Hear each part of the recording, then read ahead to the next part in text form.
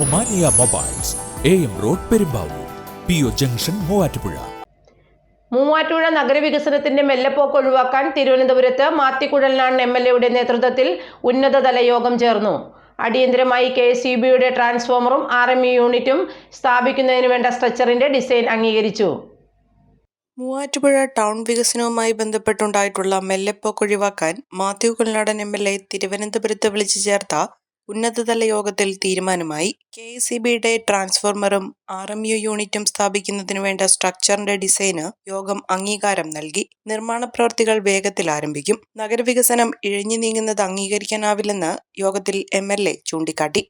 ഓടയുടെ നിർമ്മാണം പൂർത്തിയാക്കി KSEB water authority ലൈനുകൾ മാറ്റിസ്ഥാപിച്ചാലേ റോഡ് പണി തുടങ്ങാനാകൂ. എന്നാൽ ഏതാനും സ്ഥലങ്ങളിൽ ഓട നിർമ്മാണം പൂർത്തിയാക്കുന്നതുമായി ബന്ധപ്പെട്ടുണ്ടായിട്ടുള്ള തടസ്സങ്ങൾ പരിഹരിക്കുന്നതിനു വേണ്ട നടപടികളെടുക്കാൻ യോഗം നിർദ്ദേശിച്ചു. ജില്ലയുടെ വിവിധ ഭാഗങ്ങളിലേക്കുള്ള വളരെയധികം BSNL കേബിളുകളുടെ സാന്നിധ്യം ഒരു വലിയ വെല്ലുവിളിയാണെന്ന് യോഗത്തിൽ ഉദ്യോഗസ്ഥർ അറിയിച്ചു. എന്നാൽ അതിന് അടിയന്തരമായ താൽക്കാലിക പരിഹാരം കണ്ടെത്തി പ്രവർത്തനം മുന്നോട്ട് നീക്കാൻ MLA ആവശ്യപ്പെട്ടു. ടൗൺ വികസനം സുഗമമായി മുന്നോട്ട് കൊണ്ടുപോകുവാൻ എല്ലാ വകുപ്പുകളും പ്രവർത്തിക്കണമെന്ന് യോഗത്തിൽ MLA ആവശ്യപ്പെട്ടു.